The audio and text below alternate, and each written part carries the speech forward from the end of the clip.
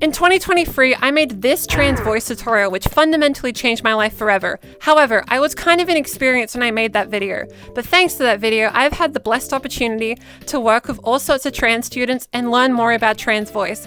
So I wanted to redo the first video that started it all. So I hope you join me and let's learn about what a larynx actually is. Let's do it. Are you tired of trans voice tutorials that require either a linguistics degree or a sound engineering degree to even understand it? Do you want a trans voice tutorial that can be comprehended by literal 5-year-olds? Here it is. Change the voice from this to this. How to trans voice part 1 again, the larynx. Let's do this. Okay, let's make this concise and simple. Let's dive right in. The larynx is a super important muscle in the human body and runs up the throat. It's sometimes called the vocal tract. Outside of a trans voice context, it's used to protect your body when swallowing foods and liquids. This muscle is connected to the little ball that pokes outside the throat. The ball isn't the larynx, but if the larynx moves, the ball moves. They're connected. Keep this in mind throughout the lesson. We will cover a technique that will help us use this muscle to move it in such a way that we will achieve a more feminine sound. So how is this muscle gonna help us anyway? To explain that, I gotta explain testosterone-based puberty. If you don't experience a testosterone-based puberty, this technique will likely not do much for you. Cis girls wanting to sound more feminine, for example, may have more luck with different techniques such as resonance, soft palate, and stuff. But for trans girls or femboys or crossdressers or cis men that have experienced a testosterone-based puberty, this technique is gonna undo a lot of what puberty did to our voice, basically.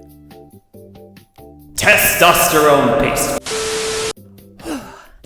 However, remember that the technique I'm going to teach you today, raising the larynx, is different from raising your pitch. They're separate things. When puberty occurs, you might notice the voice becoming more crackled, becoming deeper, more gravel-like. This is because of the lower vocal folds. They get thicker through testosterone. So as sound travels through them, it gets a bit more gravel-like, a bit thicker. If we raise the larynx, we're able to avoid these thickened vocal folds and not be affected by them. Simply put, if we can make the little ball in our throat go up, then the larynx will go up with it. They're like friends, they stay together. But if the larynx can be comfortably raised, then our voice becomes more bright and feminine because we're avoiding the little gravelly vocal folds underneath. So essentially this helps us avoid and circumvent the thickened vocal folds so we can just go around it, jump over the fence, BLG jump up the stairs, so to speak. We're gonna make whisper sounds, so this exercise is closet friendly. If you've seen tutorials with the small dog, big dog thing, just know that this technique does the same thing, except I don't have to convince you to make dog sounds, so it's a bit of an easier icebreaker. We're gonna be whispering 2 sounds. And we're going to use these 2 sounds to compare our larynx's position so that we can get a feel for what it feels like to raise the larynx. So then after this video, you can just raise it on its own, basically. When we make the breathy sound, it should be really breathy, like you're unfogging a car window on a super cold day. And the breathy sounds like when you're a 10-year-old screaming quietly so your parents don't wake up when you're about to clutch an epic victory royale in Skyblock Survival. Wait, what? I really can't hear you. Should I come over there or? As you can see, we're not making that loud of a sound. It's more of a whisper, if anything. So how far are these drops anyway? Enough time for us to practice this technique. How convenient. So let's make a ha sound. Now you try. Yeah, okay. So gently with the side of your finger, feel the little ball. It'll either stay the same or go down. Okay. Now let's see what happens when we do a ha sound. Like that. Try it. If all went to plan, you should feel the ball move this much. Wait, what happens if it goes higher? Oh, well, if we do that, we can't breathe properly. The larynx shouldn't be forced too high up. The larynx is used when we swallow food, after all, and our throats are protecting the body from choking. But as a result, the body can't properly breathe at that kind of height when speaking. Alright, let's do the next step, shall we? In the same breath where we make a sound, we're going to go from a whisper to a regular voice. Okay? So what this will sound like is this. Like that.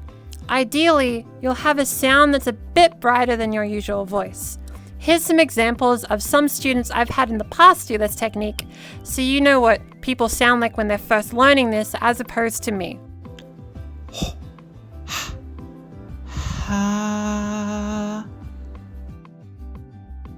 It won't sound crazy different, like I mentioned, but it'll sound a bit more clear and lacking that gravelly effect, essentially. But random voice coach on the internet with a Patreon linked in the description. How do I turn this into a real person voice? I'm glad you asked, random VR model that looks suspiciously like mine. What we're gonna do is we're gonna attach this ha sound to sentences. Let's look at the phrase, happy birthday. If it is your birthday, let me know. But anyway, we're gonna do a long ha sound like we just did, but slap it into a sentence. This is how like most trans voice techniques kind of work. The idea is once we get used to doing this, you'll be able to use your larynx with voice without this technique. You'll just be able to speak, right? Happy birthday. Like that. All right, now you try. Epic. If the sentence sounds comparatively more clear than before, so as opposed to like it sounding a bit more gravelly like this and like making it clearer, that's good. Basically, avoid the gravelly sound. If you want to check if there is even a difference being made, try saying happy birthday normally as you would with your standard speaking voice, then try the technique again and see if it sounds different. I recommend using recording stuff to track your progress. The reason we draw it out so much is just to get a feel and exaggerate the sound so we know what we're looking for. Then once we're in position, we're going to say it again, but with a regular speaking rhythm. This will sound like this. Happy birthday. Happy birthday. Important note, when you're not speaking, the ball will naturally go back down. This is normal. I repeat, this is normal. Leaving your larynx up when you aren't speaking is not safe. I repeat, certified not safe.